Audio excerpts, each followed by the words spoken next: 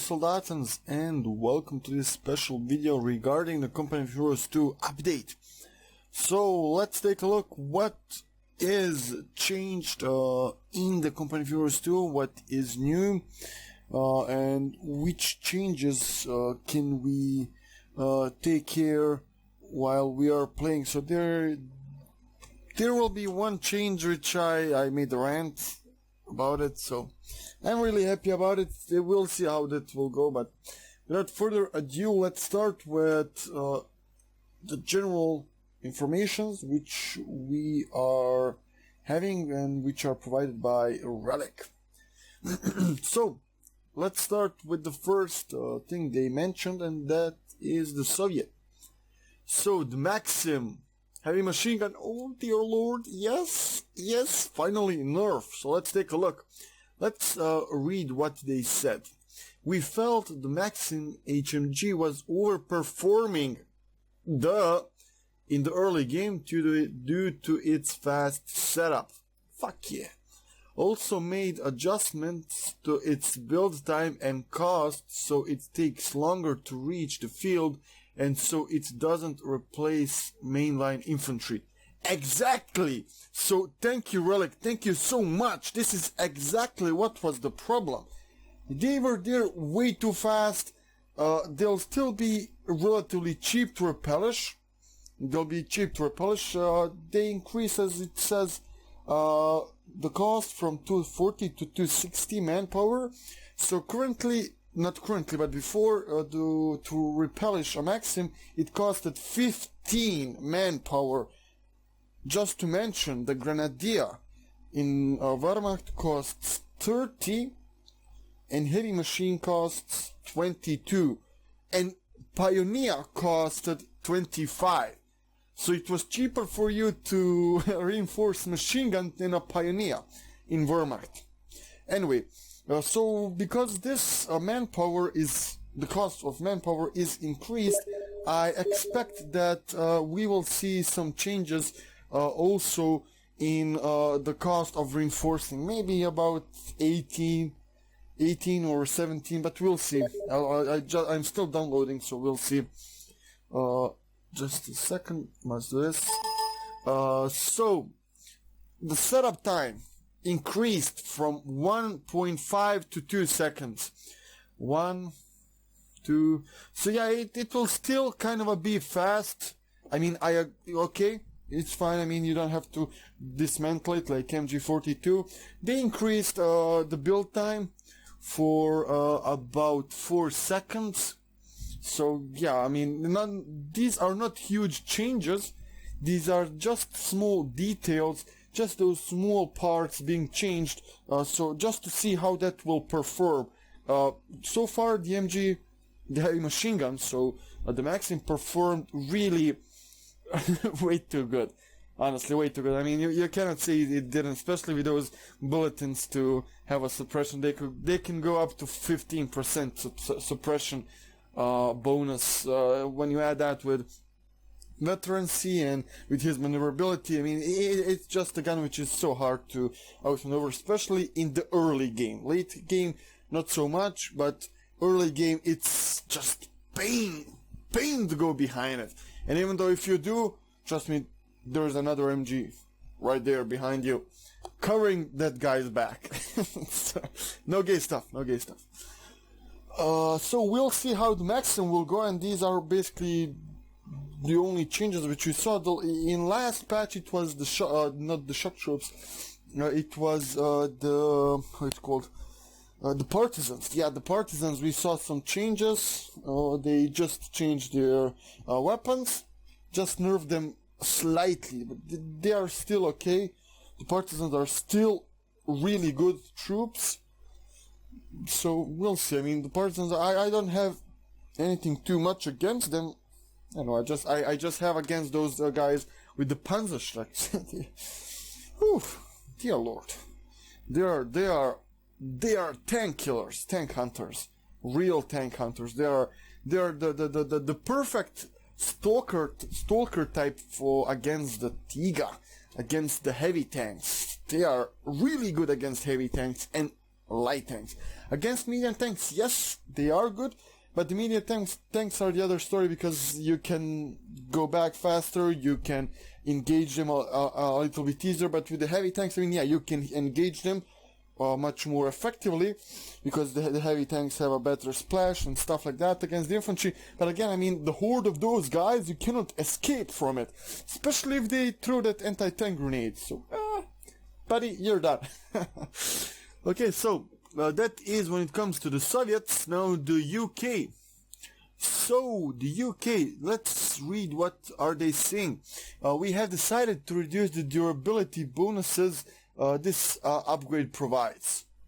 Yeah, I don't get it. Why do they get those bonuses anyway? I mean, what you're saying that the Brits are fighting better if they are in cover. Dear Lord, don't they all fight better when they are in cover? What's the point? I mean, if it is the historical point to give, let's say, to Brits, that if they are in trenches, because I know, I get it, they were like a huge, I don't know, like a huge, they are the island, they were like a huge obstacle for the Germany, they were like a huge a landmass which they couldn't get, like a huge fortress during the Second World War, and yes, you're giving them the bonuses when they are defending. But on the other hand, isn't it a little bit more realistic that if Germans are pushing forward hard, if they are moving, they are blitzing, give them bonuses? Well, right? I mean, if you get the bonus for being historically accurate, why don't you get the bonus for that stuff as well?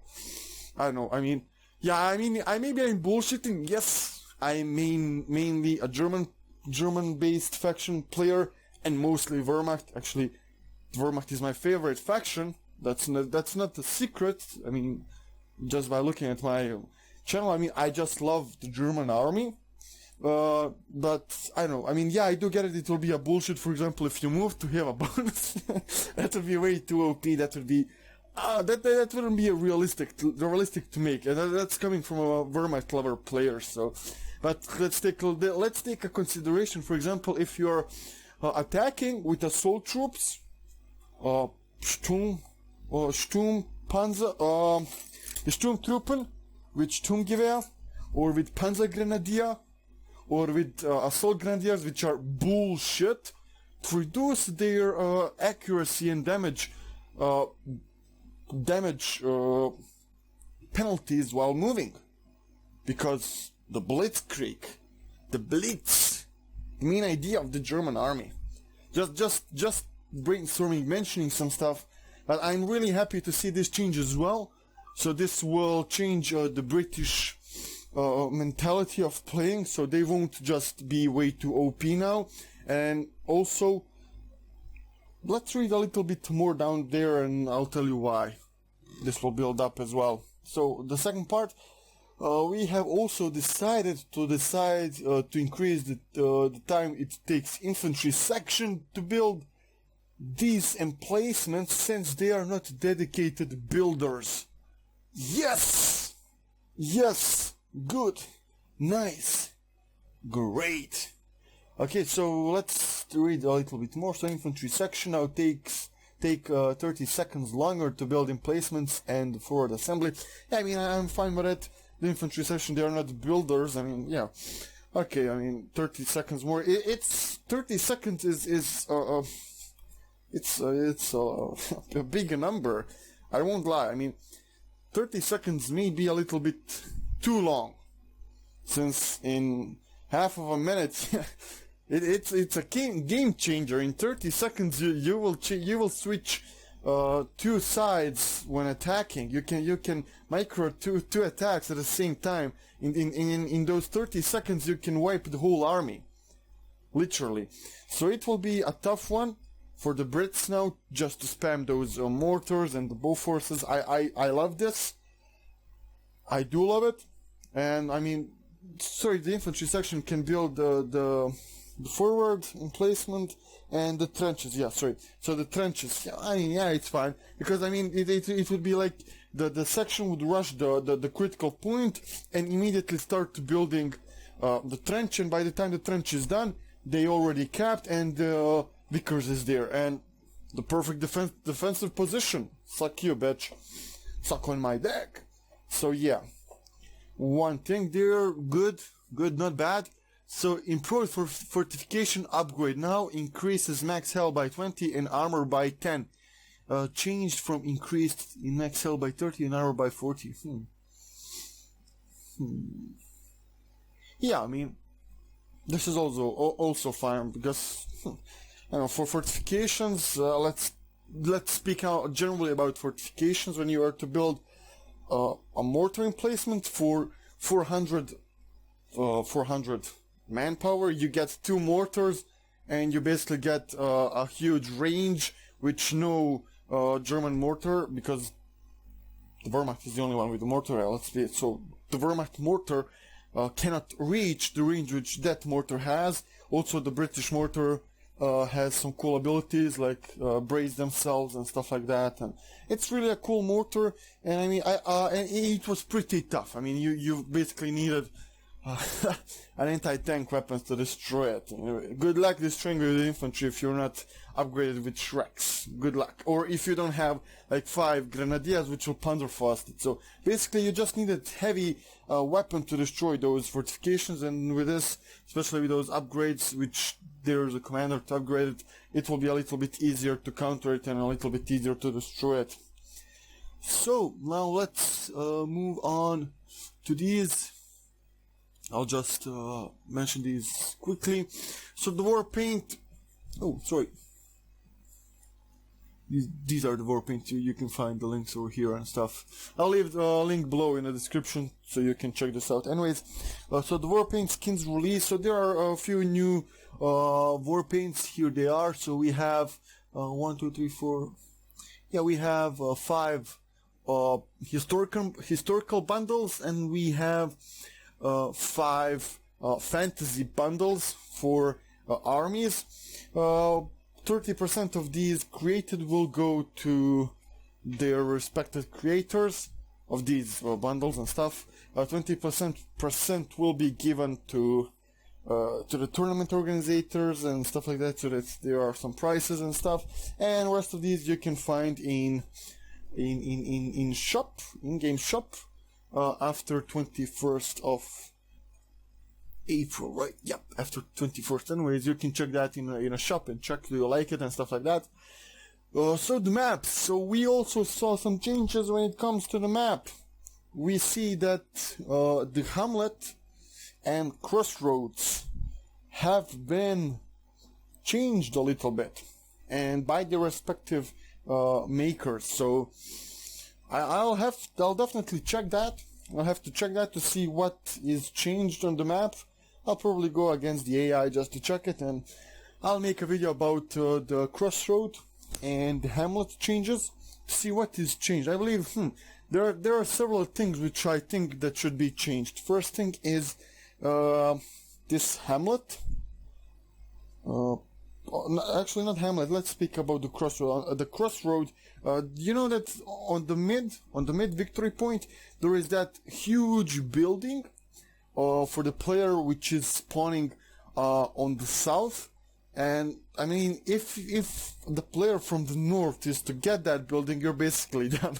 You're basically locked from your fuel, from any advancement. While on the other hand, you just have a small building where they can, like, I don't know, they can just go in and attack the door, or because there are only few windows on. I mean, one window on each side. So it's a much easier way to engage, and that the building has lesser health. Also, just below that building on the south, there is another building right in front of the base of the player, which is spawning down there. And that building, it was kind of balanced because there wasn't a windows which are looking down south to the player's base.